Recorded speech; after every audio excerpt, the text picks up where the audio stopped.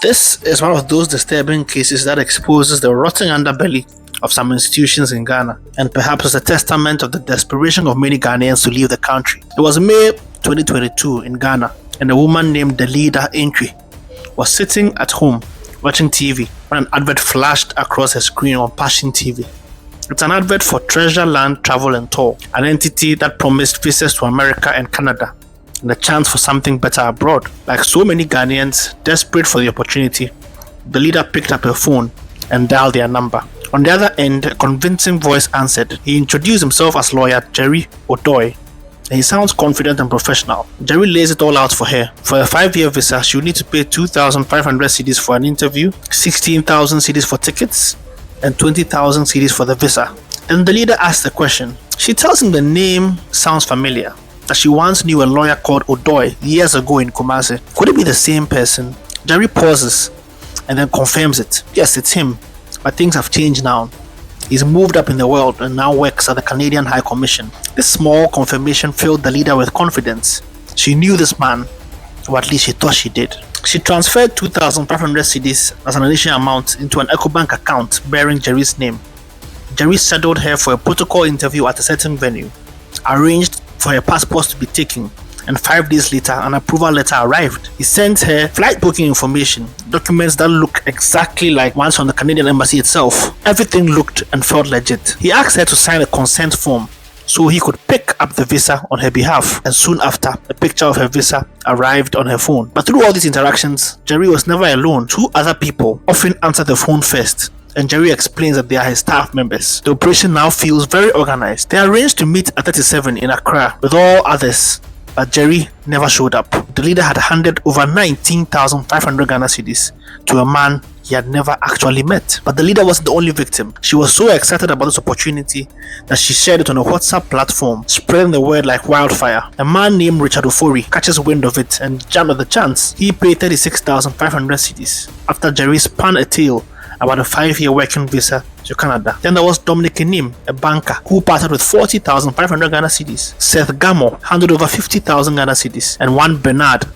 paid 39,702 Ghana cedis. In total, about 186,000 Ghana cedis vanished into thin air. Bernard, the last victim, chose to walk to the Canadian embassy himself and ask about lawyer Jerry Odoy. The response he got confirmed his worst fears. There was no one by that name working there, and they had all been scammed. They rushed to the police station, and what the investigation uncovered was so shocking that it defied belief. The police work was brilliant. They placed alerts on all phone numbers used to receive payments, and when one gentleman tried to cash out money in Adan, they arrested him. He leads them to the most unlikely place imaginable, Ankafo Maximum Security Prison in Cape Coast. The man calling himself Jerry Odoy was actually an inmate named Courage Bani. He was not alone. He was working with 2 other prisoners, Samuel Ofori and Bright Jebu. When they searched Courage's cell, they found a smartphone and a copy of the Treasure Island advertisement saved on it. Courage admitted to everything and begged the investigators to let him refund the money, but then he deepened his woes. He calls the police investigators and offers them a blank check, a bribe, to make the case disappear. He wanted the case to turn into a foolish case, but Courage doesn't know that every word he said was being recorded. The police charged all 3 men with multiple counts of conspiracy and defrauding by false pretenses.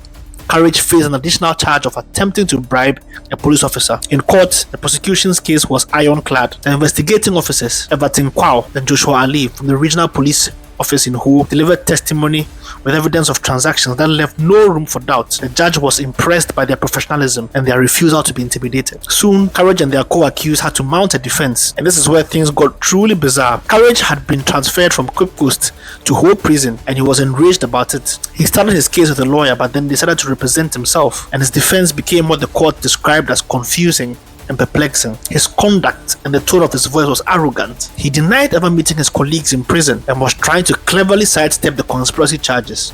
He claimed he never saw Bright or Samuel until they were transferred to Ho prison. He denied attempting to bribe anyone and instead claimed that the police were the ones asking him for money. It was desperate, it was chaotic, and it seemed contradictory. Samuel Ofori, the second accused, however, sang like a bird. He told the court that Courage convinced him to join the business by showing him a registration certificate. He claimed he thought that they were doing something legitimate and begged the court for forgiveness. Bryce Jebu, the third accused, backed up Courage's story rather. He insists that he never met Courage or Samuel in Ankafo, and only after they transferred them to Ho was when he saw them. The court now faced a critical question. Did these men actually conspire together, or were they separate criminals caught in some criminal web? Because the issue of whether they met in prison was absolutely essential. Conspiracy in law requires two or more people to agree to carry out an unlawful act. If Courage and Bright never knew each other before Ho, the conspiracy charge might fall apart. So the court did something decisive. They wrote to the prison authorities for clarity, and the response destroyed this defense. Until their transfer to Ho, it was revealed that all three men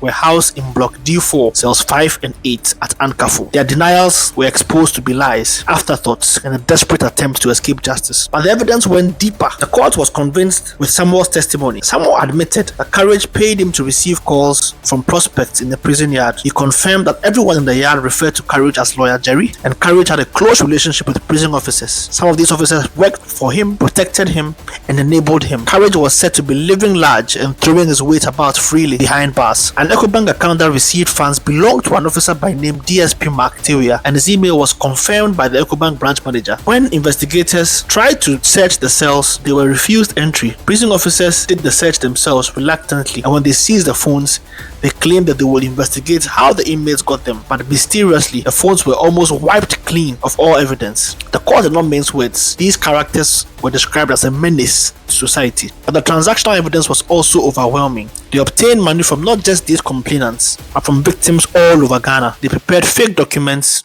and they intended to unlawfully deprive people of their hard-earned money.